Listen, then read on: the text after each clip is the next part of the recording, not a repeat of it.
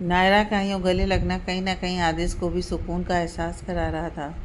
न जाने कब उसके दोनों हाथ नायरा की पीठ पर आ ठहरे। नायरा उसके सीने से लगी बोली, थैंक यू सो मच आदिश, मेरे लिए इतना सब करने के लिए। तुम सच में बहुत अच्छे हो। नायरा की करीबी अब आदिश को बेचैन कर रही थी। वो मन ही मन सोचता है, यह नायरा के मेरे गले लगने पर मुझे अजीब क्यों नहीं लगा, जबकि पहले मेरे साथ ऐसा कभी नहीं हुआ है। मैंने बहुत बार नताशा को गले लगाया है, लेकिन ऐसी फीलिंग कभी नहीं आई मुझे। कहीं मैं नायरा से नहीं, मैं ऐसा नहीं कर सकता। मैं किसी से भी प्यार नहीं कर सकता। प्यार हमें सिर्फ दुख और तकलीफ़ के अलावा और कुछ नहीं देता है। नहीं, मैं ऐसा बिल्कुल नहीं होने दूंगा। इतना सोच आदिश जल्दी से नायरा को खुद से दूर करता है और उसकी तरफ देखकर बोलता है, मैं इतना भी अच्छा नहीं हूँ जितना कि तुम मुझे समझ रही हो। I am a playboy. मेरा दिल और दिमाग कभी भी एक जगह टिक कर नहीं रहता है। खैर, तुम इन सब बातों को छोड़ो और सो जाओ, बहुत रात हो गई है। आदिश नायरा को अच्छे से बेड पर बिठाकर वहाँ से जाने लगता है। तभी नायरा अपने पेट पर हाथ रख के धीरे से चीखी। आह! आदिश तुरंत ही उसकी तरफ पलट गया और जल्दी से घुटनों के बल नीचे बैठ नायरा का हाथ पकड़े चिंतित स्वर में बोला, नायरा, क्या हुआ? Are you okay? आदिश के चेहरे पर इस वक्त फिक्र के भाव थे। नायरा गहरी सांस भरते हुए बोली, हाँ मैं ठीक हूँ। वो बस बच्चे ने लात मारी तो मुझे थोड़ी तकलीफ़ हुई। बच्चे ने लात मारी? तो क्या बच्चा अंदर फुटबॉल खेल रहा है? आदिश ने हैरानी से कहा। नहीं, बच्चे लात मारते हैं अपनी माँ के पेट में, ऐसा मम्मा ने कहा था मुझे। नायरा ने कहा। मॉम ने कहा है तो सही ही होगा। अच्छा, तुम सो जाओ अब। अगर कोई प्रॉब्लम है तो मैं मॉम को भेज देता हूँ यहाँ। आदिश ने फिक्र के भाव से कहा, उसकी ज़रूरत नहीं है, बस तुम मेरे पास बैठ जाओ, वो काफ़ी है। इतना करोगे ना मेरे लिए आदिश? नायरा ने आदिश का हाथ पकड़कर कहा। आदिश उसे ना नहीं कह पाया और वहीं नायरा के पास बैठ गया जब तक कि वो सो नहीं गई। आदिश उठ चुका था। वो आज नायरा से भी पहले उठ गया था। नायरा को आजकल थकान की वजह से नींद कुछ ज़्यादा ही आती थी। जब उसकी आँख खुलती है तो अपने सामने आदिश को तैयार खड़ा पाती है। आदिश को इतनी जल्दी उठे देख वो बोली, तुम इतनी जल्दी क्यों उठ गए? रात को भी तुम बहुत देर से सोए थे। मुझे आदत है देर रात तक जागने की, लेकिन शायद तुम्हें थोड़ा सा और सोना चाहिए। तुम अच्छा महसूस करोगी इससे। आदिश ने हाथ में घड़ी पहनते हुए कहा। मेरी नींद पूरी हो चुकी है। नायरा अपने पेट को सपोर्ट देते हुए उठती है। थोड़ी देर बाद दोनों नीचे चले आते हैं। डाइनिंग टेबल के पास आकर आदिश नायरा के लिए चेयर बाहर की तरफ खींचता है और उसका हाथ पकड़ उसे अच्छे से बिठा देता है।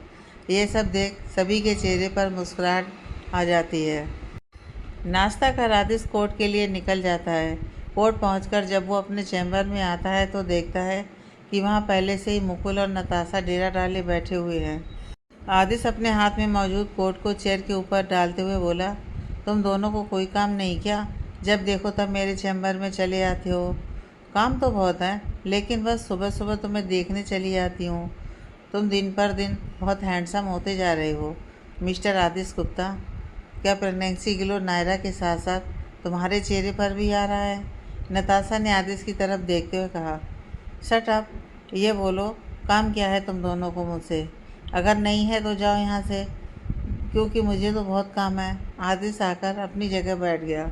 मुकुल उसकी तरफ झुकते हुए बोला, कुछ दिनों बाद मेरी शादी है, तो आज रात मैंने बैचलर पार्टी रखी है, बस उसी के लिए आए हैं हम दोनों। Bachelor party? सही है यार, मतलब बहुत जल्द तेरी भी शादी होने वाली है। अब तू भी कुंवारा नहीं रहेगा। आदिश ने अपनी आईब्रो मटकाई। हाँ, अब मैं भी कुंवारा नहीं रहूँगा। वैसे तो शाम को आ जाना 7 बजे, मैं एड्रेस तुझे सेंड कर दूँगा, मुकुल ने कहा। ओके, आदिश बोला। अगर पॉसिबल हो सके तो नायरा को भी ले आना, मुकुल बोला। नहीं यार, ये पॉसिबल नहीं हो सकता है। नायरा इस वक्त इस कंडीशन में बिल्कुल नहीं है कि वो कहीं आ जा सके। डॉक्टर ने उसे एक जगह ज़्यादा देर तक बैठने से भी मना किया है। वो फालतू में परेशान होगी। आदिश ने लैपटॉप ऑन करते हुए कहा। कोई बात नहीं, टेक केयर ऑफ हर, लेकिन तू मत भूल जाना आना। मुकुल ने आदिश की तरफ देखा और उसने हाँ में गर्दन हिला दी। शाम होने लगी। नताशा पार्टी में जाने को तैयार हो रही थी। उसने फ़ोन स्पीकर पर डाला और वो किसी से कॉल कर रही थी। कुछ देर बाद सामने से आवाज़ आई, हेलो, हाँ बोलो नताशा, तुम आ रहे हो ना मुकुल के बैचलर पार्टी में? देखो उसने इतने अपनेपन से तुम्हें इनवाइट किया है, प्लीज़ मना मत करना। मैं जानती हूँ कि हमारे रिश्ते से ना तुम खुश हो और ना ही मैं, लेकिन इन वजहों से हम अपने चाहने वालों का दिल नहीं तोड़ सकते ना। तुम आओगे तो मुकुल को अच्छा लगेगा, बाकी तुम्हारी मर्जी। नताशा ने एक सांस में सारी बात बोल दी। काफ़ी देर बाद फ़ोन की दूसरी तरफ से आवाज़ आई, ठीक है मैं आ रहा हूँ। पार्टी एक होटल में थी। पार्टी में मुकुल के दोस्तों के अलावा उसके कजिन्स भी थे। मुकुल ने वेदिका को भी बुलाया था। वेदिका को मन न होते हुए भी वहाँ आना पड़ा। आदिश और नताशा भी आ चुके थे। नताशा बार बार गेट की तरफ देख रही थी। उसकी निगाहें गेट की तरफ देख आदिश ने पूछा, वहाँ क्या देख रही है बार बार, कोई आने वाला है? हाँ, उसने कहा। इतने में उसकी नज़र गेट के अंदर की तरफ आते अभय पर पड़ी। उसे देख वो हल्का सा मुस्कुराई। आ गया। कौन?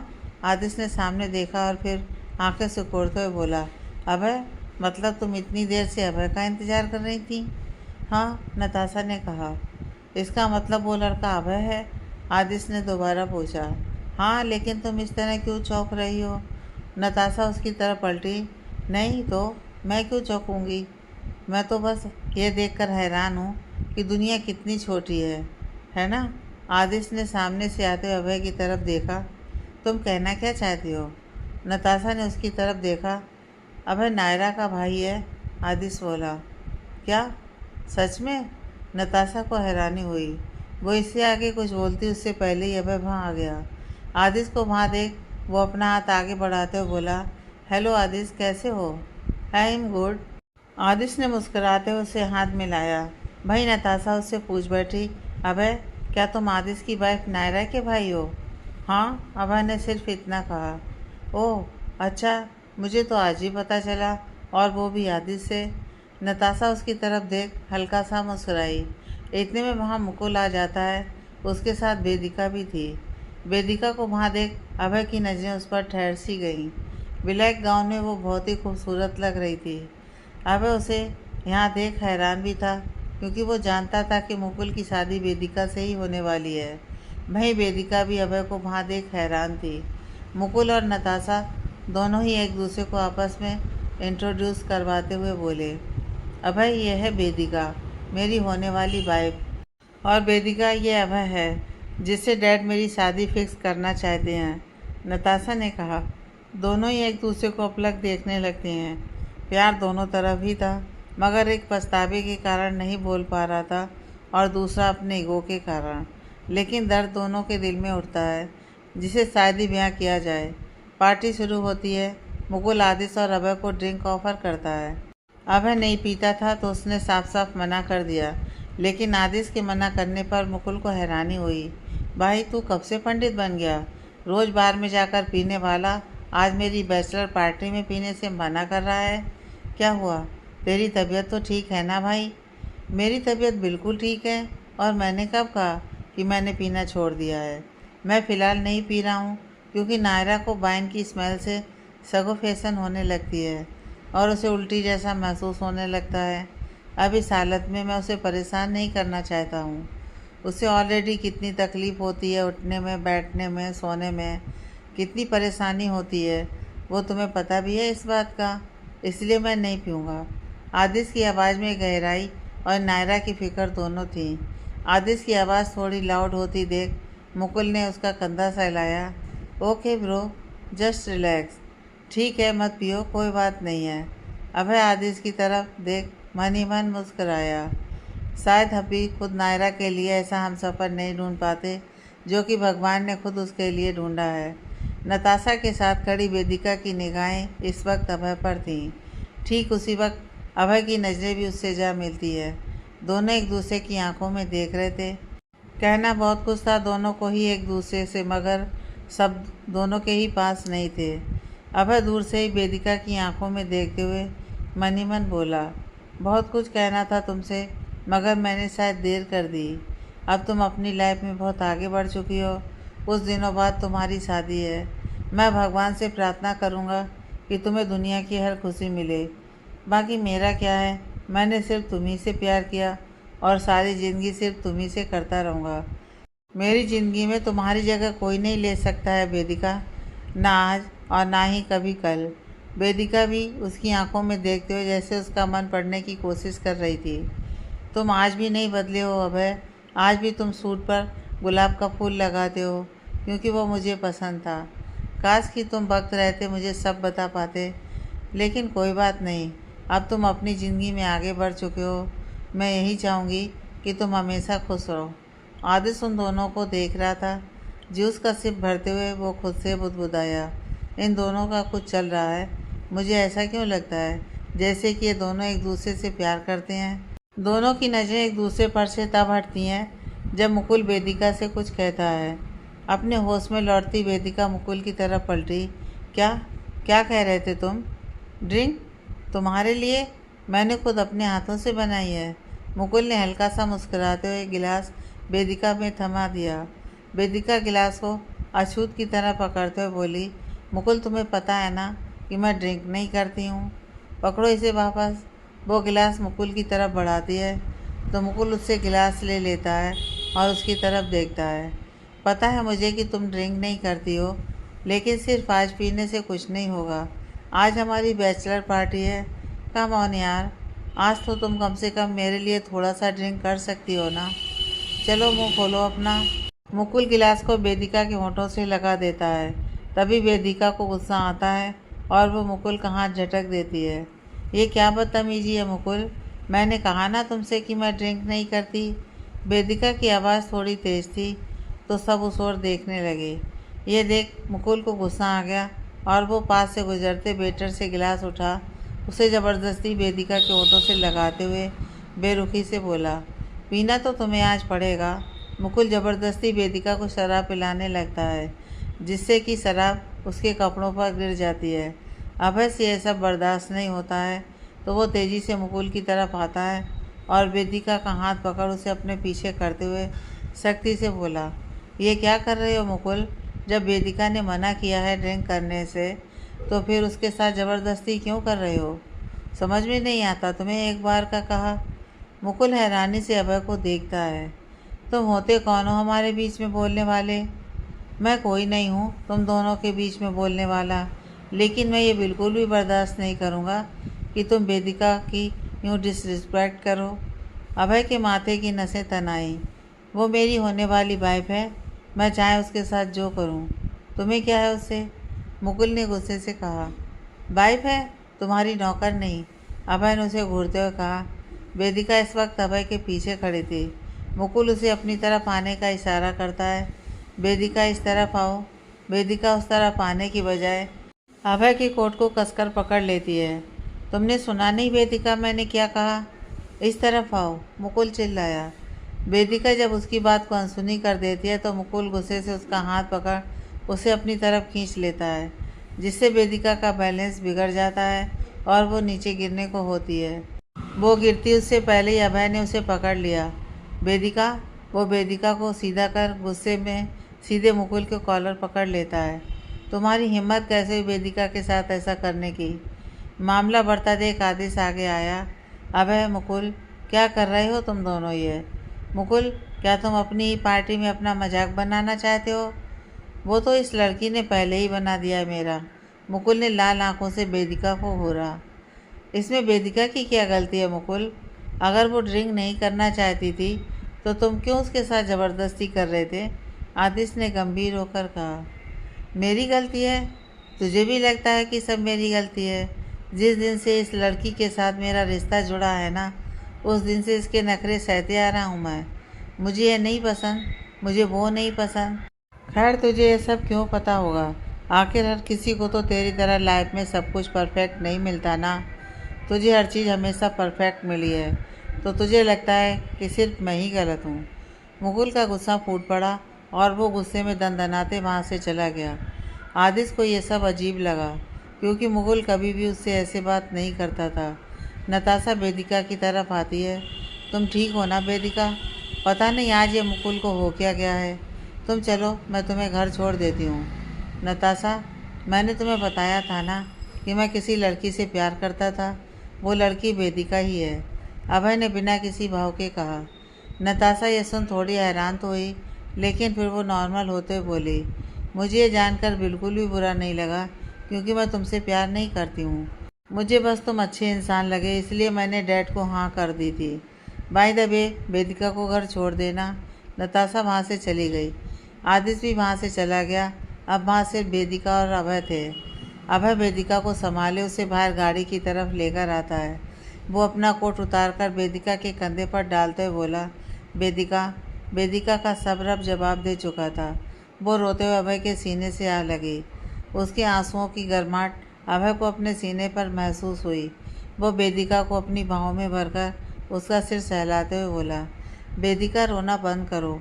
अभय के सीने से लगी वेदिका को कुछ ख्याल आता है तो वो अपने आंसू पोंछ तुरंत ही उससे दूर होते हुए बोली, सॉरी, मुझे माफ़ करना, मैं अपनी लिमिट भूल गई थी। इतना बोल वो जैसे ही पलटने को होती है तभी अभय उसका हाथ पकड़कर उसे अपनी तरफ घुमाता है और अपने होंठ वेदिका के होंठों पर रख देता है। वेदिका बिल्कुल शांत हो गई थी और उसके हाथ अभय की गर्दन पर लिपट गए। आदिश की गाड़ी घर के पोर्च में आकर रुकती है। रमन इस वक्त क्लब के साथ गार्डन में था। आदिश को देख रमन अपने हाथ में बंधी घड़ी की तरफ देखता है।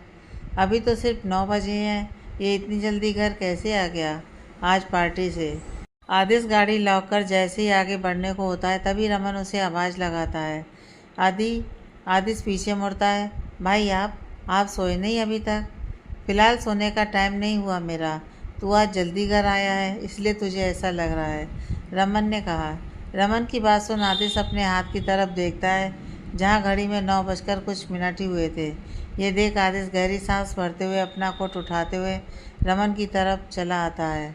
लव गार्डन में यहाँ से वहाँ घूम रहा था। आदिश को देख वो उसके पैरों से लिपट गया। चाचू मेरे साथ खेलो ना। तुम खेलो लव, फ़िलहाल मैं थोड़ा थका हुआ हूँ। आदिश वहीं रखी चेयर पर बैठ गया। रमन उसके पास में बैठते हुए बोला, क्या हुआ, आज तू जल्दी भी आ गया पार्टी से, और ऊपर से तू मुझे बिल्कुल सोबर भी दिख रहा है। क्या बात है, आज तो मुकुल की बैचलर पार्टी थी ना, क्या उसने तुझे पीने के लिए नहीं दिया? यही बात तो आपसे कहना चाहता हूँ भाई, मैंने आज ड्रिंक नहीं की। और आपको पता है कि मैंने ड्रिंक क्यों नहीं की? क्योंकि नायरा को शराब की स्मेल पसंद नहीं है। मतलब सीरियसली भाई, मैंने उस लड़की के लिए शराब नहीं पी जिससे मुझे कुछ वक्त पहले तक कोई मतलब नहीं था, लेकिन अब शायद फ़र्क पड़ने लगा है। आदिश ने रमन की तरफ देखा। रमन समझ चुका था कि वो क्या कहना चाहता है, लेकिन फिर भी वो अनजान बनने का नाटक करते हुए बोला, क्या तू कहना क्या चाहता है आदि? मुझे कुछ समझ में नहीं आया, साफ साफ बोल ना। आदिश रमन की तरफ देखता है और फिर एक गहरी सांस भरकर सामने देखते हुए बोला, आई थिंक मैं उससे प्यार करने लगा हूँ भाई। जब वो मेरे आसपास रहती है तो मुझे अच्छा लगता है। मैंने कभी किसी की परवाह नहीं की, लेकिन उसकी करता हूँ। उसके चेहरे पर मुस्कुराहट देखने के लिए मैंने अभय को यहाँ बुलाया। पता नहीं क्यों भाई, लेकिन जब भी हर सुबह उसका मुस्कुराता हुआ चेहरा देखता हूँ तो दिल को एक सुकून सा मिलता है। ऐसा लगता है कि बस वो यूं ही हमेशा मुस्कुराती रहे। आदिश की आवाज़ गहरी होती गई। मैं हमेशा सोचता था कि प्यार नाम की चीज़ कुछ नहीं है दुनिया में, क्योंकि प्यार हमेशा हमें धोखा और दर्द के अलावा कुछ नहीं देता। मैं कभी किसी से भी प्यार नहीं करना चाहता था, किसी के साथ कोई रिश्ते में नहीं बंधना चाहता था, लेकिन अब ये दिन नायरा को चाहने लगा है। मुझे उससे प्यार हो गया है भाई। रमन मुस्कुराते उसके हाथ पर अपना हाथ रखते हुए बोला, मुझे पता था एक न एक दिन तुझे प्यार ज़रूर होगा, और नायरा से ही होगा। मैंने कहा था कि तुम जिस लड़की को अपनी ज़िंदगी से निकालना चाहते हो, एक दिन वही लड़की तुम्हारी ज़िंदगी बन जाएगी। तो बताओ, कब बता रहे हो नायरा को ये सब? मैं नायरा से प्यार करता हूँ, लेकिन क्या वो मुझसे प्यार करती है? बिना नायरा की फीलिंग जाने मैं कुछ भी नहीं कहना चाहता उसे। मुझे उसका प्यार हासिल करना है ना, कि अपना प्यार उस पर ज़बरदस्ती थोपना है। वो अबीर से प्यार करती थी और शायद अभी भी करती हो। आदिश ने अपनी बाहें लपेट ली। तुम कोशिश तो करो, क्या पता नायरा को तुम्हारी हाँ का इंतज़ार हो, रमन ने कहा। तो आदिश एक आस भरी नज़रों से उसकी तरफ देखने लगा। रमन से कुछ देर बात करने के बाद आदिश अंदर की तरफ चला आया। नायरा इस वक्त शायद कमरे में नहीं थी। आदिश अपना कोट उतार वहीं बेड पर रख देता है और पीठ केवल बेड पर गिर जाता है। इस वक्त उसकी आंखें बंद थीं। तभी कमरे में किसी के कदमों की आहट होती है, जिसकी आवाज़ से आदिश आँख खोल लेता है। वो नायरा थी। उसे देख आदिश ठीक से बैठते हुए बोला, तुम इस वक्त कहाँ से आ रही हो? नीचे थी, मम्मा के पास। वो मेरी नज़र उतार रहे थे। नायरा पेट पर हाथ रखे आदिश से कुछ दूरी पर बैठ गई। उसके हाथ में चाकू था, जिसे देख आदिश ने हैरानी से पूछा, ये चाकू लिए क्यों घूम रही हो तुम हाथ में? रखो इसे, वरना हाथ में चोट लग जाएगी। इसे रखना नहीं है, मम्मा ने कहा है कि इसे मुझे हर वक्त अपने पास रखना है ताकि यह मुझे बुरी नज़रों से बचा सके। नायरा ने चाकू पिलो के पास रख दिया। ये छोटा सा चाकू बुरे लोगों से नहीं बचा सकता, बुरी नज़र से क्या खाक बचाएगा? आदिश ने अपने जूते उतारते हुए कहा। यह उनका विश्वास है आदिश, हमें बड़ों की बात माननी चाहिए। नायरा ने कहा, ठीक है मान लेता हूँ, लेकिन अब तुम्हें सो जाना चाहिए। रात के 10 बजे हैं। आदिश अलमारी खोल अपने कपड़े निकालने लगा। मैं बस सोने ही वाली थी, वो मम्मा ने बुला लिया था तो जाना पड़ा। नायरा बेड पर लेट गई। अभय और वेदिका इस वक्त किसी ब्रिज के पास खड़े थे। वेदिका के कंधे पर अभय का कोट था। अभय सामने देखते हुए वेदिका से पूछता है, वेदिका तुम एक अच्छी लड़की हो और तुम एक अच्छा लाइफ पार्टनर डिजर्व करती हो। आज जो कुछ भी हुआ उसे देखकर मुझे तो नहीं लगता कि मुकुल तुम्हारे लिए सही लड़का है। आखिर ऐसा क्या देखा है तुमने उसमें? माँ ने अपनी जान देने की कसम खाई थी अगर मैं मुकुल से शादी ना करती तो। मुकुल पैसे वाला था और उसने पता नहीं कैसे माँ को मना लिया था। जब मैंने मना किया तो माँ ने चाकू से अपने हाथ की नस काट ली। मजबूरन मुझे मुकुल से अपने रिश्ते के लिए हाँ करनी पड़ी। मैं उसके अंदर तुम्हें देखने की कोशिश करती थी, लेकिन अफसोस कि वो तुम्हारे जैसा नहीं था। वो कभी चाहकर भी तुम्हारे जैसा नहीं बन सकता। मैंने कभी भी उसके साथ खुद को सिक्योर फील नहीं किया। वेदिका की आवाज़ में दर्द था। अभय उसके अंदर के दर्द को महसूस कर पा रहा था। वो अपना हाथ वेदिका के हाथ पर रखता है। मेरी ज़िंदगी में वापस आ सकती हो वेदिका? मैं तो हमेशा तुम्हारे साथ ही थी। अपनी ज़िंदगी से दूर तो खुद तुमने ही मुझे किया था अभय। वेदिका की आंखें भर आईं। उसकी आंखों की नमी देख अभय के दिल में दर्द सा उठा, लेकिन वो कुछ कह नहीं पाया सिवाय वेदिका को अपने सीने से लगाने के अलावा। 1 हफ्ता बीत चुका था। नायरा की डिलीवरी डेट नज़दीक आ चुकी थी। घर में सब उसका बहुत ख्याल रखते थे, खासकर आदिश। नायरा की माँ दीप्ति जी भी कुलदीप जी से छिपकर नायरा को फ़ोन कर लेती थी। सबका प्यार पाकर नायरा खुश थी। उसने कभी सोचा नहीं था कि उसे इतना अच्छा परिवार मिलेगा। अनजाने में ही सही, लेकिन उसे आदिश जैसा पति मिला जो अबीर से कहीं लाख गुना अच्छा था। सुबह के वक्त आदिश बिना आवाज़ किए सूटकेस में अपने कपड़े रख रहा था। वो सब कुछ इतने आराम से रख रहा था कि ज़रा भी आवाज़ नहीं आ रही थी। इन सब का कारण नायरा थी, क्योंकि वो सो रही थी और आदिश उसकी नींद खराब नहीं करना चाहता था। लेकिन आखिरकार नायरा की नींद खुली जाती है। वो अपने पेट को अपने हाथों से सहलाती हुई उठकर बैठ जाती है। उसे देख आदिश बोला, उठ गई तुम? हाँ, लेकिन तुम ये कपड़े क्यों पैक कर रहे हो? क्या तुम कहीं जा रहे हो क्या? नायरा ने आदिश की तरफ देखकर कहा। हाँ, कोर्ट के किसी काम से 2 दिन के लिए दिल्ली जाना है, तो बस वहीं के लिए पैकिंग कर रहा हूँ। आदिश ने सूटकेस की चैन बंद करते हुए कहा। आदिश 2 दिन के लिए कहीं जा रहा है, यह सुन नायरा का खिला हुआ चेहरा पल में मुरझा गया। आदिश अपना सूटकेस नीचे रख तैयार होने लगा। नायरा वहीं बैठी आदिश की तरफ देख रही थी। उसे आदिश का जाना बुरा लग रहा था, लेकिन वो ये बात आदिश से नहीं कह सकती थी या फिर कहना नहीं चाहती थी। उसी वक्त कमरे में हेमा जी आती हैं। उनके हाथ में दूध का गिलास था, जिसे वो नायरा की तरफ बढ़ाते हुए बोली, नायरा बेटा तुम यह दूध पीकर जल्दी से तैयार हो जाओ, हमें आज डॉक्टर के पास जाना है चेकअप के लिए। आदिश हाथ में घड़ी पहनते हुए पीछे पलटता है। मॉम, मैंने भाई से कह दिया है, वो आप लोगों को डॉक्टर के पास ले जाएंगे, अकेले कहीं भी मत जाना। ठीक है, नहीं जाएंगे, लेकिन तू भी आराम से जाना और गाड़ी की स्पीड थोड़ी कम ही रखना, समझा? हेमा जी ने कहा। फिर वो वहाँ से चली गई। आदिश अब निकलने के लिए तैयार था। नायरा उससे पूछना चाहती थी कि वो वापस कब तक आएगा, लेकिन नहीं पूछ पाई। आदिश अपना सूटकेस उठा कमरे के दरवाजे तक आता है। नायरा उसकी तरफ देख रही थी। चलते चलते आदिश रुक जाता है और सूटकेस वहीं छोड़ नायरा की तरफ आया। अपना ख्याल रखना। आदिश ने आगे बढ़ नायरा का माथा चूम लिया और बिना देर किए तुरंत ही वहाँ से चला आया। नायरा का हाथ अपने माथे पर चला जाता है जहाँ आदिश ने चूमा था। उस जगह को छूते ही नायरा के चेहरे पर हल्की सी मुस्कान आ जाती है और एक सुकून से उसकी आंखें बंद हो जाती हैं। आदिश अपना सूटकेस लिए नीचे आता है।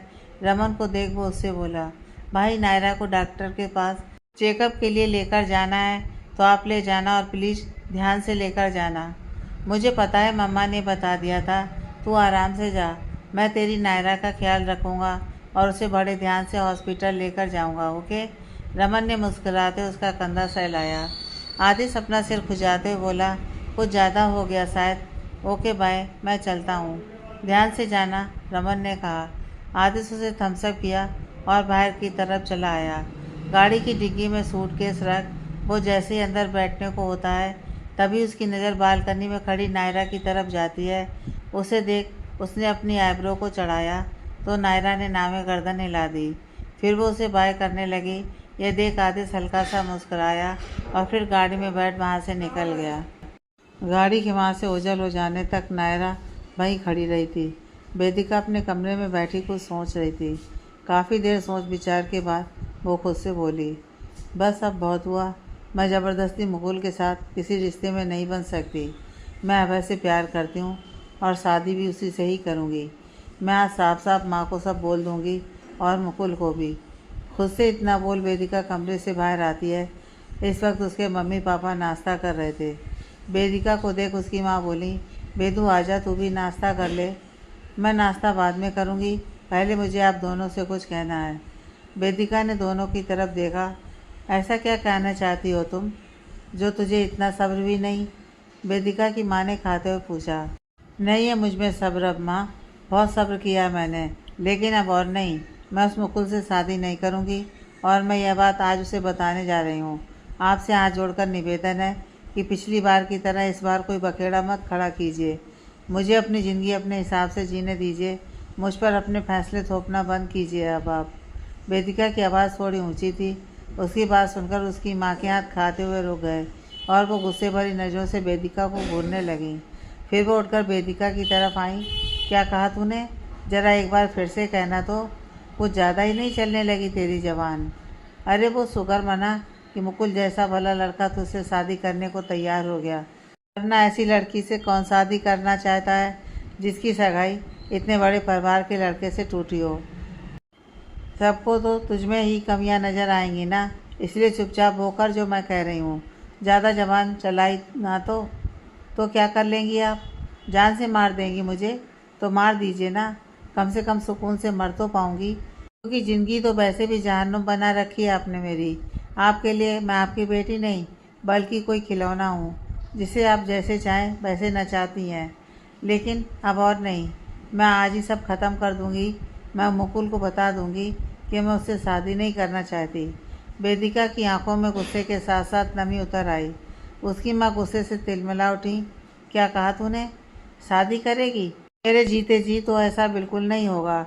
इतना बोल उन्होंने पास रखा चाकू उठाकर जैसे ही अपने हाथ पर लगाना चाहा, ठीक उसी वक्त एक तेज़ थप्पड़ सीधा उनके गाल पर आकर लगा। उनके हाथ से चाकू छूटकर नीचे जा गिरा। वेदिका ने अपने मुंह पर हाथ रख लिया। सामने खड़े वेदिका के पापा गुस्से से कांप रहे थे। वो दूसरा थप्पड़ अपनी पत्नी को मारते उससे पहले ही वेदिका बीच में आ गई। पापा, आप ये क्या कर रहे हैं? तू रास्ते से हट जा बेटा। आज मैं इस औरत को जिंदा नहीं छोड़ूंगा। पूरे घर को बर्बाद करके रख दिया इस औरत ने। अपने बेटे को भी अपने जैसा बना दिया। पैसे के लिए उसे किसी के घर का घर जमाई बना दिया और अब अपनी बेटी की ज़िंदगी बर्बाद करने पर तुली हुई है यह औरत। आज मैं इसे ज़िंदा नहीं छोड़ूंगा। वेदिका के पापा गुस्से से उसकी माँ की तरफ बढ़े, लेकिन वेदिका ने उनका हाथ पकड़ लिया। नहीं पापा, संभालिए अपने आप को, आप ऐसे नहीं हैं। यही तो मेरी सबसे बड़ी गलती थी बेटा कि मैं इस नीच औरत जैसा नहीं था, वरना उसे इतना सब करने ही नहीं देता। वो गुस्से भरी नज़रों से अपनी पत्नी की तरफ देखते हैं। वेदिका की माँ डर के मारे वेदिका के पीछे छुप जाती हैं। वेदिका के पापा वेदिका की तरफ देखते हैं। तू जा बेटा, मैं देखता हूँ कि आज ये औरत तुझे कैसे रोकती है। वेदिका एक नज़र अपनी माँ की तरफ देखती है। तुम जाओ वेदिका, मैं कहाँ तुम्हें रोक रही हूँ। तुम्हारे पापा को तो लगता है कि मैं अपने बच्चों की दुश्मन। बाकी के शब्द उनके मुंह में ही रह गए, क्योंकि वेदिका के पापा उन्हें खा जाने वाली नज़रों से देख रहे थे। एक नज़र दोनों की तरफ देख वेदिका वहाँ से चली आई। नायरा और हेमा जी इस वक्त डॉक्टर के केबिन में बैठे हुए थे। नायरा के सभी रिपोर्ट देख डॉक्टर उनसे बोली, बाकी सब तो ठीक है, लेकिन फिर मैं कहना चाहूँगी कि आप इन्हें 1-2 दिन में हॉस्पिटल में एडमिट करवा दीजिए, क्योंकि मुझे कुछ कॉम्प्लिकेशंस लग रहे हैं। इसलिए बेहतर होगा कि आप वक्त से पहले ही इन्हें हॉस्पिटल में एडमिट करवा दें। जी डॉक्टर, मैं आज ही घर पर बात करके नायरा को जल्द एडमिट करवाने की सोचती हूँ। इसके अलावा तो कोई और दिक्कत नहीं है ना? हेमा जी के चेहरे पर हल्की चिंता के भाव थे। जी नहीं, और कोई प्रॉब्लम नहीं है, बच्चा बिल्कुल हेल्दी है और आप चिंता मत कीजिए, डॉक्टर ने हल्की मुस्कुराहट के साथ कहा। नायरा के चेकअप के बाद दोनों हॉस्पिटल से बाहर चली आती हैं। गाड़ी के पास खड़ा रमन दोनों का इंतज़ार कर रहा था। उनके आने पर वो गाड़ी में बैठ जाता है और गाड़ी आगे बढ़ाता है, लेकिन खतरा शायद उनका पीछा कर रहा था। गाड़ी जैसे ही एक टनल से गुजरी, अचानक से सामने धुआं फैलने लगा। रमन को कुछ दिखाई नहीं दिया तो उसने गाड़ी रोक दी। रमन बेटा, ये धुआं कैसा है? हेमा जी ने चिंतित होकर पूछा। पता नहीं मम्मा, बाहर जाकर देखता हूँ, आप लोग अंदर ही रहिए। रमन गाड़ी का गेट खोल बाहर आया। संभल कर बेटा, हेमा जी ने कहा। रमन गाड़ी से कुछ दूर ही आया था कि उसे तेज चीख सुनाई पड़ी। वो चीख सुन रमन की आंखें बड़ी हो गईं और वो तुरंत ही पीछे की तरफ दौड़ पड़ा। वो जैसे ही गाड़ी के पास आया, उसे हेमा जी सीट पर बेहोश पड़ी मिली। ये देख वो घबरा गया और हेमा जी के गाल थपथपाते हुए बोला, मम्मा मम्मा क्या हुआ आपको? आंखें खोली अपनी। उन्हें सीट पर लिटा वो जैसे ही किसी को फ़ोन करने लगा, तभी किसी ने पीछे से उसके सिर पर हमला कर दिया। रमन अपना सिर पकड़े घूम गया। उसे सब धुंधला नजर आ रहा था, लेकिन उसे वो इंसान जाना पहचाना लगा। जब उसकी आंखों ने उस साय को गौर से देखा तो उसकी आंखें बड़ी हो गईं। तुम? और फिर वो बेहोश होकर वहीं गिर गया। रमन के सिर पर वार कर वो साया वहाँ से कुछ दूरी पर खड़ी एक गाड़ी की तरफ चला आया। गाड़ी के पीछे की सीट पर बेहोश नायरा लेटी हुई थी। वो साया गाड़ी का गेट खोल अंदर बैठ जाता है और नायरा का सिर अपनी गोद में रख लेता है। कितनी प्यारी हो ना तुम, बिल्कुल किसी परी की तरह। तुम्हें तो छूने से भी डर लगता है, कहीं तुम मैली हो गई तो। उसके हाथ नायरा के गाल को सहला रहे थे। इस वक्त उसकी आंखों में एक चमक थी। उसकी नज़रें जैसे ही नायरा के बड़े हुए पेट की तरफ जाती हैं तो उसकी आंखों में गुस्सा उतर आता है। सबसे पहले तो मैं तुम्हारे इस बच्चे को ख़त्म करूँगा, क्योंकि मुझे हमारे बीच कोई तीसरा नहीं चाहिए। हम अपनी एक अलग ही दुनिया बसाएंगे जहाँ सिर्फ हम दोनों होंगे। फिर वो सामने ड्राइवर की तरफ देखता है। गाड़ी आगे बढ़ाओ। दूसरी तरफ वेदिका भागते हुए आकर एक बड़े से ड्रम के पीछे छुप जाती है। वो इस वक्त हाँफ रही थी। कांपते हाथों से वो नताशा को कॉल करती है। हेलो नताशा। उसकी आवाज़ में घबराहट थी। उसकी घबराई हुई सी आवाज़ सुन नताशा हैरानी से बोली, वेदिका क्या हुआ? तुम्हारी आवाज़ में इतनी घबराहट क्यों है? वो सब मैं तुम्हें बाद में बताऊंगी नताशा, फ़िलहाल तुम मुझे आदिश का नंबर दो जल्दी से। वेदिका ने इधर उधर देखते हुए कहा। आदिश का नंबर? लेकिन क्या हुआ है वेदिका? नताशा ने बेचैनी से पूछा। बस ये समझ लो कि नायरा की जान खतरे में है। मैं तुम्हें बाद में कॉल करती हूँ। वेदिका ने फ़ोन काट दिया और तुरंत ही आदिश को कॉल लगा दिया। आदिश इस वक्त किसी ज़रूरी मीटिंग में था। फ़ोन के वाइब्रेट होने पर वो एक नज़र अपने फ़ोन की तरफ डालता है, लेकिन अननोन नंबर देख वो फ़ोन नहीं उठाता है। वेदिका दोबारा ट्राई करती है, लेकिन इस बार भी फ़ोन नहीं उठता है। आदिश फ़ोन नहीं उठा रहा है। क्या करूं? अभय, हाँ अभय को कॉल लगाती हूँ। वेदिका फिर से अपने आसपास देखती है। अभय उसका फ़ोन उठा लेता है। हेलो वेदिका। अभय तुम कहाँ हो इस वक्त? वेदिका बोली, ऑफिस। लेकिन तुम इतनी घबराई हुई आवाज़ में क्यों बात कर रही हो? क्या बात है वेदिका, सब ठीक तो है ना? अभय ने माथे पर बल डाले। कुछ ठीक नहीं है अभय, नायरा का किडनैप हो गया है, उसकी जान खतरे में है। तुम प्लीज़ कुछ करो। आदिश भी मेरा फ़ोन नहीं उठा रहा है, वो नायरा और उसके बच्चे को मार देगा। तुम वेदिका इससे आगे नहीं बोल पाई, क्योंकि उसके चेहरे पर किसी ने स्प्रे मार दिया। और वेदिका बेहोश होकर वहीं गिर गई। हेलो वेदिका, वेदिका कुछ तो बोलो। हेलो। अभय अभी भी फ़ोन कान से लगाकर खड़ा था। वेदिका कहाँ है इस वक्त? नायरा का किडनैप किया है, अभय खुद से बोलता है और तेज़ी से अपने केबिन से बाहर की तरफ दौड़ पड़ता है। मीटिंग से फ्री होकर आदिश अपना फ़ोन चेक करता है। अननोन नंबर देख वो एक बार उस पर ट्राई करता है, लेकिन फ़ोन स्विच ऑफ आता है। आदिश दोबारा ट्राई नहीं करता है और फ़ोन को जेब में रखने लगता है। तभी उसे नायरा का ख्याल आता है और हल्का सा मुस्कुराते हुए नायरा को कॉल लगाता है। 1-2 रिंग जाने के बाद आवाज़ आई, the number you have dialled is currently busy, please try again later. दोबारा ट्राई करने पर भी जब यही जवाब आता है तो आदिश उंगली से माथा खुजाते हुए बोला, ये नायरा कहाँ बिजी है इतनी देर से? एक फ़ोन तक नहीं उठा सकती मेरा। करना तो दूर की बात है, मुझे टेंशन होने लगती है फिर उसकी। आदिश फ़ोन सामने डेस्क पर रखने वाला ही था कि तभी फ़ोन बज उठता है। स्क्रीन पर अभय का नाम देख आदिश फ़ोन उठाते हुए बोला, हेलो अभय। आदिश तुम कहाँ हो इस वक्त? अभय ने कहा, मैं नोएडा से बाहर हूँ। क्यों, क्या हुआ? आदिश ने पूछा। आदिश, नायरा की जान खतरे में है, उसे किसी ने किडनैप कर लिया है। अभय ने गंभीरता से कहा। वाट, ये तुम क्या कह रहे हो? आदिश की आंखें सिकुड़ गईं। वेदिका ने बताया मुझे और अब वो भी फ़ोन नहीं उठा रही है। तुम प्लीज़ जल्दी नोएडा आ जाओ, मुझे कुछ समझ नहीं आ रहा कि क्या करूं। अभय ने कहा। आदिश तुरंत ही वहाँ से निकलते हुए सख्त आवाज़ में अभय से बोलता है, तुम ढूंढने की कोशिश तो करो नायरा को, पुलिस की हेल्प लो। याद रखना मुझे मेरी वाइफ और बच्चा बिल्कुल सही सलामत चाहिए। वेदिका और नायरा इस वक्त एक खंडरनुमा जगह पर चेयर से बंधी हुई थीं। दोनों ही इस वक्त बेहोश थीं। उनके सामने एक शख्स खड़ा था जिसका चेहरा कवर था। वो आंखों में चमक भरे दोनों को भी बेशर्मी से देख रहा था। फिर वो पास में रखा पानी का गिलास उठाकर वेदिका के चेहरे पर जोर से पानी फेंकता है। वेदिका को होश आ जाता है और वो धीरे धीरे से अपनी आंखें खोलती है। वो अपनी बगल में चेयर पर बेहोश नायरा की तरफ देखती है। नायरा, तुम्हें मुझसे दुश्मनी मोल लेने की कोई ज़रूरत नहीं थी। सब कुछ जानने के बाद भी अगर तुम अपना मुंह बंद रखती तो मैं तुम्हें कुछ नहीं करता, लेकिन अब मैं तुम्हें ज़िंदा छोड़ने की गलती नहीं करूँगा, उस शख्स ने कहा। वेदिका उसकी तरफ घिन भरी नज़रों से देखती है। शर्म नहीं आती अपने ही दोस्त की बीवी पर गंदी नज़र डालते हुए? मुकुल श्रीवास्तव, कम से कम उसकी हालत तो देख लो एक बार, प्रेग्नेंट है वो।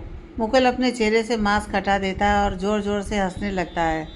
फिर वो वेदिका की तरफ झुक उसके चेहरे पर उंगली फिराते हुए बोला, तो फिर मैं अपनी गंदी नज़र तुम पर डाल लेता हूँ। वैसे खूबसूरत तो तुम भी बहुत हो, लेकिन मेरी नायरा जितनी नहीं। मुकुल नायरा की तरफ पलट उसका हाथ पकड़ चूम लेता है।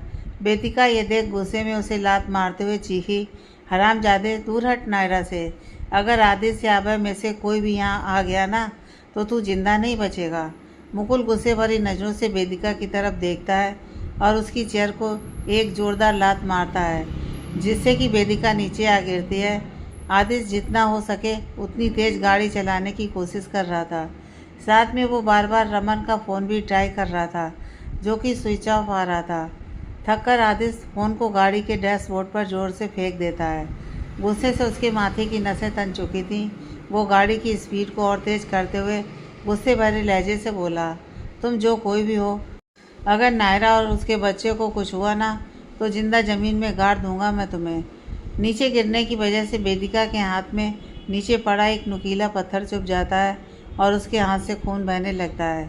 मुकुल वेदिका के पास आकर फिक्र भरे लहजे में बोला, तुम्हें तो चोट लग गई बेदू, चलो जल्दी डॉक्टर के पास चलते हैं, कितना खून बह रहा है। फिर वो अचानक तिरछा मुस्कुराते हुए बोला, अभी तो सिर्फ जरा सा खून बहा है, असली खेल तो अभी बाकी है मेरी जान। वो वेदिका को उसके बालों से पकड़कर उठाता है। दर्द के मारे वेदिका चीख पड़ती है। चीखो और चीखो, चिल्लाओ, तुम्हारी आवाज़ उस अभय के कानों तक जानी चाहिए। बहुत प्यार करता है ना वो तुमसे, तुम्हें और अपनी बहन को बचाने ज़रूर आएगा वो, तो चिल्लाओ। मुकुल ने तेज़ आवाज़ में बोला। नायरा को अब धीरे धीरे होश आने लगा था। वो अपनी आंखें खोलती है और चारों तरफ देखती है। वेदिका और मुकुल को देख वो हैरान होती है। वेदिका दी, मुकुल, आप दोनों यहाँ, और ये मुझे रस्सी से किसने बांधा है? मम्मा और अमन भैया कहाँ हैं? नायरा रस्सी से खुद को छुड़ाने की कोशिश करती है, तभी मुकुल उसके पास आता है और पानी का गिलास उसकी तरफ बढ़ाते हुए बोला, तुम्हें होश आ गया नायरा, लो पानी पियो। नायरा उसे शक भरी नज़रों से देखते हुए बोली, मम्मा और रमन भैया कहाँ हैं? मैं यहाँ कैसे आई? और वेदिका दी यहाँ कैसे हैं? बोलो, कहीं मेरे चेहरे पर रुमाल रखने वाले तुम ही तो नहीं हो? नायरा की आंखें बड़ी हो गईं। मुकुल हल्का सा मुस्कुराया, वो मैं ही था, लेकिन तुम फिक्र मत करो, मैंने आंटी और रमन भैया को कुछ नहीं किया है। वो दोनों बिल्कुल सही सलामत होंगे और शायद तुम भी, अगर मेरी बात मानोगी तो। क्या बकवास किए जा रहे हो तुम? खोलो मुझे। नायरा रस्सी से खुद को छुड़ाने की कोशिश फिर से करती है। उसे रस्सी खोलने की कोशिश करते देख मुकुल उसके पास आकर उसकी रस्सी खोलते हुए बोला, आराम से, मैं खोल देता हूँ ना। रस्सी खुलते ही नायरा अपने पेट को सहारा दिए चेयर से उठ गई और उठकर वेदिका के पास आई। वेदिका दी, ये सब क्या है? आप यहाँ, और ये मुकुल? मुकुल क्या कह रहा है? नायरा ने असमझी के भाव से वेदिका की तरफ देखा। यह मुकुल निहायती घटिया इंसान है नायरा। इसने पहले मेरा फ़ायदा उठाया और अब तुम्हारा उठाना चाहता है और तुम्हारे बच्चे को मारना चाहता है, क्योंकि यह बच्चा इसके और तुम्हारे बीच में आ रहा है। वेदिका ने नफरत भरी निगाहों से मुकुल की तरफ देखा। यह सुन नायरा के हाथ अपने पेट पर चले गए और वो डर के भाव से बोली, नहीं, मैं ऐसा नहीं होने दूंगी। मैं अपने बच्चे को नहीं मारने दूंगी उसे। आदिश ऐसा नहीं होने देगा। मुझे पूरा भरोसा है उस पर। ऐसा कभी नहीं होगा। आदिश के यहाँ पहुँचने से पहले मैं तुम्हारे पेट में पल रहे बच्चे को मार दूंगा और उसके साथ साथ इस वेदिका को भी। मुकुल पागलों के जैसे हंसने लगता है। वेदिका और नायरा दोनों को उसकी हंसी देखकर डर लग रहा था। नायरा डर के मारे अपने कदम पीछे लेने लगती है। चलते हुए वो एक पत्थर से टकरा जाती है और लड़खड़ा जाती है। नायरा, वेदिका ज़ोर से चीखी, लेकिन नायरा अपने आप को संभाल लेती है। पकड़ो और बांध दो इसे, मुकुल ने अपने आदमियों से कहा। उसका आदेश पाते ही उन लोगों ने नायरा को पकड़ लिया और फिर से चेयर पर बांध दिया। आदिश नोएडा पहुंच चुका था। वो घर न जाकर सीधा वो अभय को कॉल लगाता है। अभय इस वक्त पुलिस के साथ था। वो वेदिका के फ़ोन की लास्ट लोकेशन वाली जगह पर था। फ़ोन बजने पर वो कान से लगाते हुए बोला, हाँ आदिश, तुम इस वक्त कहाँ हो अभय? आदिश ने पूछा। मैं पुलिस के साथ उस जगह पर हूँ जो कि वेदिका के फ़ोन की लास्ट लोकेशन थी। मैं तुम्हें लोकेशन सेंड करता हूँ, तुम आ जाओ, अभय ने कहा। आदिश तुरंत ही फ़ोन काट गाड़ी में बैठने को होता है, तभी उसका फ़ोन बजता है। फ़ोन अननोन नंबर से था। आदिश फ़ोन उठा लेता है। हेलो आदि मैं रमन बोल रहा हूँ।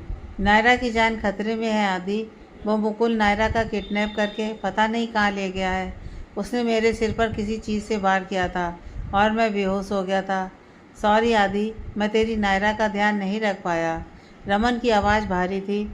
मुकुल का नाम सुन आदिश को एक झटका सा लगा, लेकिन वो खुद को संभालते रमन से बोला, यह सब सोचने का वक्त नहीं है भाई। अभी आप ये याद करने की कोशिश कीजिए, क्या उसने किसी जगह का जिक्र किया था? रमन सोचने लगा और फिर जल्दी से बोला, मुझे ज़्यादा कुछ तो याद नहीं है, लेकिन सिर पर चोट लगने से मैं वहीं गिर गया था, लेकिन मुझे आवाज़ें सुनाई दे रही थीं। वो नायरा को शहर से दूर कहीं ले जाने की बात कर रहा था। आदिश एक गहरी सांस भरता है और फिर बोलता है, आप और मम ठीक है ना भाई? हम ठीक है आदि, तुम बस नायरा को सही सलामत घर लेकर आओ वापस, रमन ने चिंतित स्वर में कहा। आदिश फ़ोन काट अपने माथे पर लगा लेता है। उसके कानों में अभी भी मुकुल शब्द गूंज रहा था, क्यों किया मुकुल तुमने ऐसा? तुम मेरे सबसे अच्छे दोस्त थे। अभय और आतिश पागलों की तरह उन दोनों को सब जगह ढूंढ रहे थे। पुलिस भी हर जगह पता लगाने की कोशिश कर रही थी। उस सुनसान जगह पर एक गाड़ी आकर रुकती है। उस गाड़ी में से एक लेडी डॉक्टर बाहर आती है, जिसकी आंखों पर पट्टी थी। मुकुल का एक आदमी उस डॉक्टर को कंधे से पकड़ घसीटते हुए अंदर लेकर आता है और अंदर आकर उसकी आंखों की पट्टी हटा देता है। वेदिका और नायरा उस औरत की तरफ देखती है। मुकुल अपनी नज़रें उस औरत की तरफ डालता है। आ गई तुम? चलो अब जल्दी से अपना काम स्टार्ट करो, वक्त ज़्यादा नहीं है मेरे पास। वो डॉक्टर डरते हुए हाँ में गर्दन हिला देती है और नायरा की तरफ देखने लगती है। उसकी नज़रें खुद पर महसूस कर नायरा को घबराहट सी होने लगती है। क्या करने वाले हो तुम? मुकुल, इतना नीचे भी मत गिरो कि फिर तुम्हें खुद उठने में भी शर्म महसूस हो। जाने दो नायरा को, वो प्रेग्नेंट है मुकुल। तुमने कब से उसे यहाँ बांध कर रखा है? इसकी तबीयत खराब हो सकती है ऐसे। वेदिका ने गुस्से से मुकुल की तरफ देखा। मुकुल उसकी तरफ देख मुस्कुराया। नहीं होगी, थोड़ी देर की ही बात है, फिर बच्चा नायरा के जिस्म से अलग होगा। ये डॉक्टर इसलिए ही तो यहाँ आई है ताकि नायरा की सर्जरी करके बच्चा उसके शरीर से अलग कर सके। क्या बकवास कर रहे हो तुम? नहीं, मैं तुम्हें ऐसा नहीं करने दूंगी। मैं अपने बच्चे को नहीं मारने दूंगी तुम्हें, फिर चाहे मुझे उसके लिए अपनी जान ही क्यों ना देनी पड़े या फिर तुम्हारी जान लेनी पड़े, नायरा ने तेज़ आवाज़ में कहा। मुकुल उसके पास उसकी रस्सी खोलते हुए बोला, तुम्हारी जान बहुत कीमती है मेरे लिए। तुम्हें पाने के लिए ही तो मैं इतना सब कर रहा हूँ। चलो अब जल्दी से तैयार हो जाओ सर्जरी के लिए। नायरा चेयर से उठ मुकुल को दूर धकेलते हुए गुस्से से बोली, दूर हटो मुझसे। अगर मुझे या मेरे बच्चे को हाथ भी लगाया ना तो अच्छा नहीं होगा। आदिश को जब ये सब पता चलेगा तो वो ज़िंदा नहीं छोड़ेगा तुम्हें। शर्म नहीं आती ये सब करते हुए? आदिश तुम्हें अपना अच्छा दोस्त मानता है और तुमने उसी की पीठ में खंजर घोंप दिया। मुकुल अपने गुस्से को कंट्रोल कर अपना माथा खुजाते हुए बोला, बस बहुत हुआ अब। लगता है तुम सीधे तरीके से नहीं मानने वाली। और मुकुल आगे बढ़ नायरा को बालों से पकड़ वहाँ बने एक कमरे की तरफ घसीटने लगता है। नायरा का एक हाथ मुकुल के हाथ से अपने बाल छुड़ाने की कोशिश कर रहा था तो वहीं दूसरा हाथ अपने पेट पर था। मुकुल छोड़ दो उसे, वेदिका चिल्लाई। मुकुल के इशारे पर उसके दो आदमी डॉक्टर को उस कमरे की तरफ धकेल देते हैं। मुकुल बाहर आता है और वेदिका की तरफ देखता है। अब जब तुम कुछ देर में मरने ही वाली हो तो क्यों ना मरने से पहले एक बार अपने इस जिस्म का दीदार मुझे अच्छे से करवा दो। मुकुल वेदिका की तरफ जो अपनी उंगली उसके चेहरे से होते हुए उसके सीने तक ले आता है। वेदिका अपना चेहरा घुमा लेती है और अपनी आंखें बंद कर लेती है और वो फिर गुस्से से मुकुल की तरफ नज़रें घुमाती है और अपने सिर से सीधा मुकुल की नाक पर वार करती है। मुकुल को एक तेज झटका लगता है और वो पीछे जा गिरता है। उसे महसूस होता है कि उसकी नाक से खून बहने लगा। वो अपनी नाक से खून साफ करता है और गुस्से से वेदिका की तरफ बढ़ उसे एक थप्पड़ मार देता है और फिर उसे बालों से पकड़ चिल्लाया, बहुत हाथ पैर चलते हैं तुम्हारे। अब मैं तुम्हारा वो हाल करूँगा कि खुद के पैरों पर ठीक से खड़ी भी नहीं हो पाओगी। मुकुल वेदिका को घसीटते हुए दूसरी तरफ ले जाता है और वहाँ ले जाकर उसे ज़मीन पर ज़ोर से पटक देता है। वेदिका का सिर दीवार से जा लगता है और खून बहने लगता है। वो उसके जिस्म से दुपट्टा उतार फेंक देता है और वेदिका के ऊपर झुकने लगता है, लेकिन वेदिका भी हार मारने वालों में से नहीं थी। वो एक जोरदार लात सीधा मुकुल की टांगों के बीच दे मारती है। दर्द से कराते हुए मुकुल दूसरी तरफ गिर जाता है। मौका देख वेदिका वहाँ बनी एक खिड़की से बाहर की तरफ कूद जाती है। मुकुल यह देख दर्द से कराते हुए ज़ोर से चीखा, कहाँ मर गए सब? वो लड़की भाग गई, पकड़ो उसे। उस आवाज़ को सुन सभी उसी तरफ आते हैं और उनमें से कुछ वेदिका के पीछे भागते हैं। उस जगह से कुछ दूरी पर ही रोड थी। वेदिका जितना हो सके उतना तेज़ भागती है। रोड की तरफ भागते हुए वो एक गाड़ी से टकरा जाती है और गिर जाती है। वो गाड़ी किसी और की नहीं बल्कि आदिश की थी। उसके साथ अभय भी था। दोनों ही तेज़ी से गाड़ी से बाहर आते हैं। उन दोनों को देख वेदिका के चेहरे पर राहत के भाव आ जाते हैं। अभय नीचे बैठ वेदिका को अपनी बाहों में थाम लेता है। वेदिका के माथे से खून बह रहा था और उसके हाथ पर भी चोट लगी। वेदिका अभय का हाथ थामे उखड़ती सांसों से बोली, अभय, आदिश, वो नायरा मुकुल के पास है। वो उसके बच्चे को मार देगा, उसे बचाओ। वेदिका, नायरा कहाँ है? आदिश ने गंभीरता से पूछा। वहाँ पास में एक खंडर है, वहीं है नायरा। मुकुल हम दोनों को यहीं लेकर आया था। जल्दी चलो तुम दोनों मेरे साथ। वेदिका उठने की कोशिश करती है लेकिन उसके पाँव में मोच आ गई थी तो वो लड़खड़ा गई, लेकिन अभय उसे पकड़ लेता है और तीनों वहाँ से आगे बढ़ते हैं। वो तीनों उस जगह पहुँच चुके थे लेकिन सामने का नज़ारा देख तीनों की सांसें अटक गईं। सामने मुकुल खड़ा चेहरे पर मुस्कान लिए। उसके आगे नायरा थी जिसके गले पर चाकू रखे मुकुल खड़ा था। नायरा आधी बेहोशी की हालत में थी। सामने आदिश को देख उसके मुंह से सिर्फ इतना निकला, आदिश बच्चा। वो सामने आदिश को देख बोला, मुझे पता था कि तुम यहाँ ज़रूर आओगे। अगर ये वेदिका यहाँ से भागी है तो तुम दोनों का यहाँ आना तो लाजमी है, लेकिन यह नहीं पता था कि तुम दोनों इतनी जल्दी यहाँ आ जाओगे। चलो अब आ ही गए हो तो खुद अपनी आँखों के सामने अपनी पत्नी और बहन को मरता देख लो। क्यों कर रहे हो तुम ये सब? हाँ, आखिर क्यों?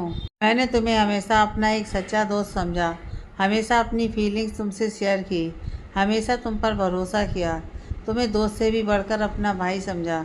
लेकिन तुमने तुमने क्या किया? उसी भाई जैसे दोस्त की पीठ पे खंजर घोंप दिया। मेरी वाइफ और बच्चे को मारना चाहते हो तुम? आदिश की आवाज़ तेज़ थी। हाँ, मारना चाहता हूँ, क्योंकि पसंद करने लगा था मैं नायरा को जब उसे पहली बार देखा था। खुशी तो मुझे इस बात की थी कि तुम नायरा को पसंद नहीं करते थे और उसे घर से बाहर निकालना चाहते थे। मेरा प्लान उस दिन कामयाब भी हो जाता अगर तुम उस दिन वक्त पर नहीं आते तो। लेकिन फिर भी मैंने अपनी उम्मीद नहीं छोड़ी, क्योंकि मुझे विश्वास था कि तुम नायरा को अकेला छोड़ दोगे और मैं मौका का फ़ायदा उठाकर उस वक्त नायरा का सहारा बनूंगा और उसके करीब आ जाऊंगा। लेकिन तुमने ऐसा नहीं किया। मुकुल के चेहरे के भाव सख्त हो गए। उसकी बातें सुन आदेश हैरान रह गया। फिर वो उसे नफरत भरी नज़रों से देखते हुए बोला, तो इतना चैर भरा था तुम्हारे अंदर मुझे लेकर? मुझे नहीं पता था कि तुम आस्तीन के स्यांप हो। हाँ, हूँ मैं आस्तीन का स्यांप। भरा है जहर मेरी रगों में, लेकिन इस जहर की वजह भी तुम ही हो आदिश गुप्ता। तुम्हें हमेशा हर चीज़ मुझसे बेस्ट मिली है, फिर चाहे वो कॉलेज में गर्लफ्रेंड हो या फिर बेस्ट स्टूडेंट का अवार्ड। मैं नताशा को पसंद करता था, लेकिन वो भी तुम्हें ही मिली। एक बेस्ट लॉयर का अवार्ड तुम्हें ही मिला। और फिर नायरा नायरा जैसी सुंदर लड़की मिल गई तुम्हें बिना मांगे ही। फिर भी तुम कहते हो कि मैं तुमसे नफरत ना करूं। मुकुल हर एक शब्द चिल्लाते हुए बोल रहा था। तो इस समय मेरी क्या गलती है?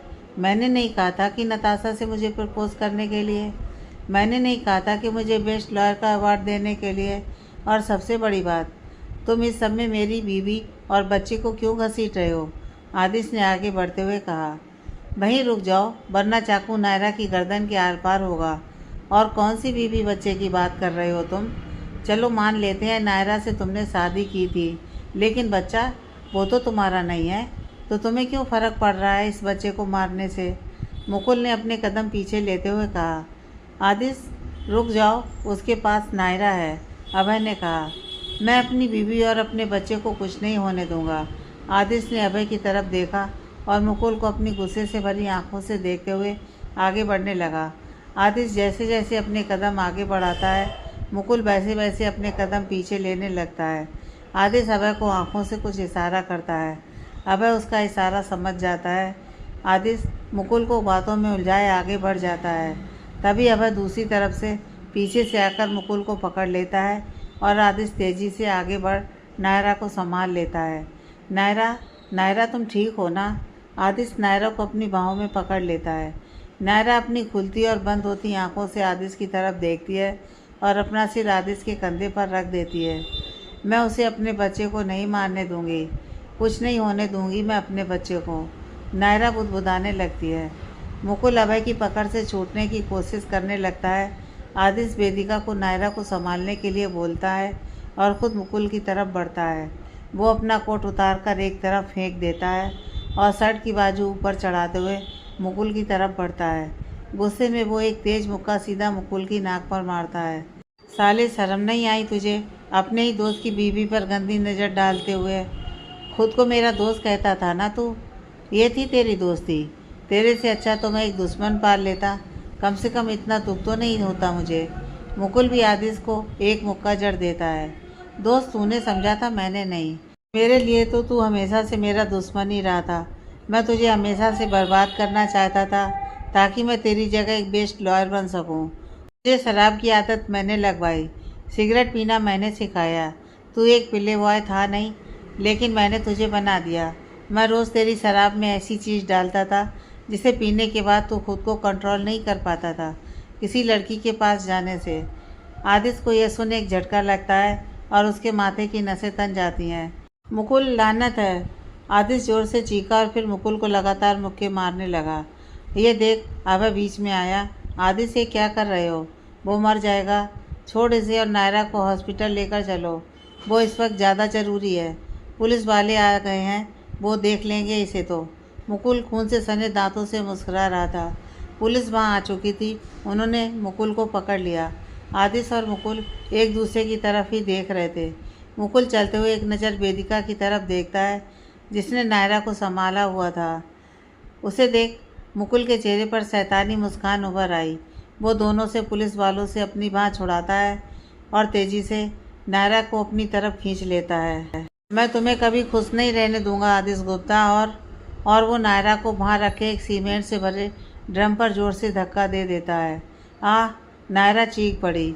सब जैसे एक बार को सुन्न हो गए। नायरा चिल्लाते हुए आदिश उस तरफ दौड़ पड़ा। मुकुल को पुलिस ने पकड़ लिया और उसे 2-4 डंडे मारते हुए वहाँ से ले गए।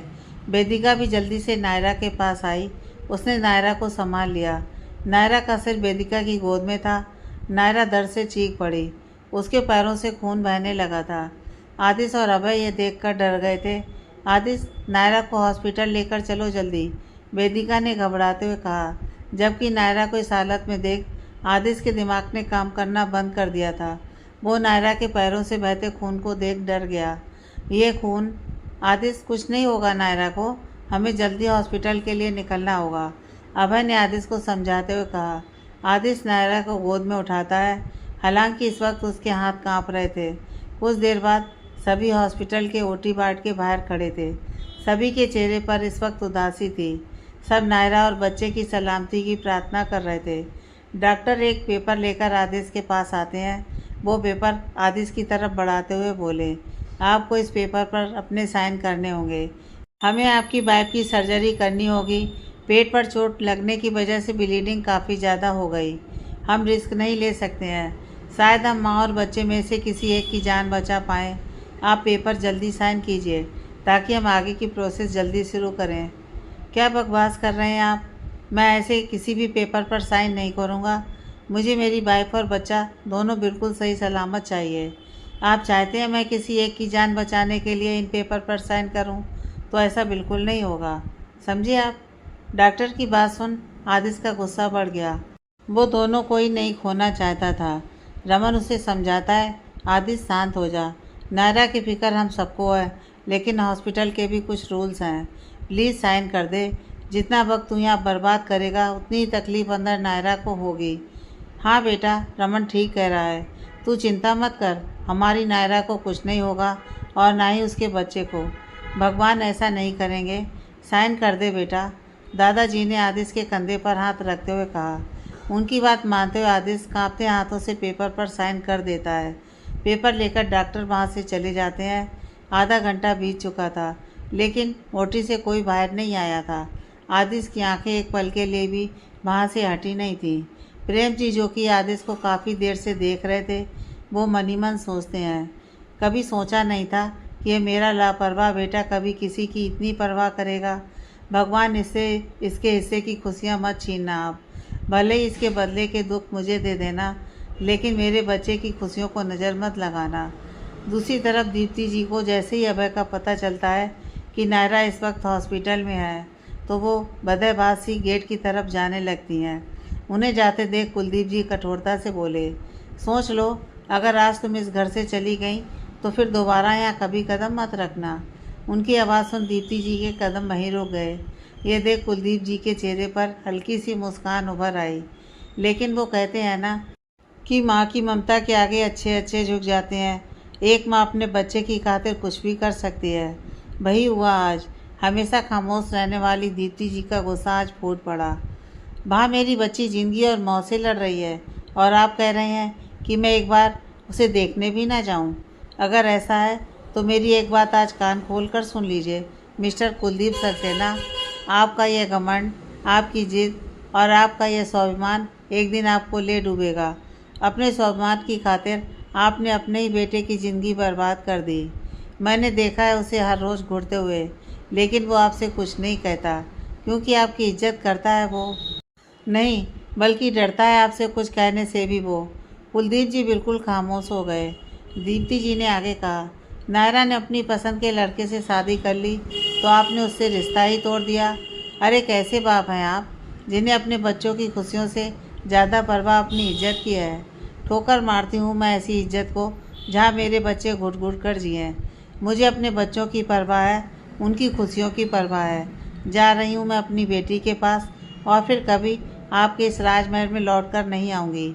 आप रहिए अकेले अपनी इज्जत, अपने स्वाभिमान, अपने घमंड और अपनी जीत के साथ। दीप्ति जी वहाँ से चली आईं। पीछे खड़े कुलदीप जी खामोशी से उन्हें जाते देख रहे थे। आगे की कहानी नेक्स्ट पार्ट में।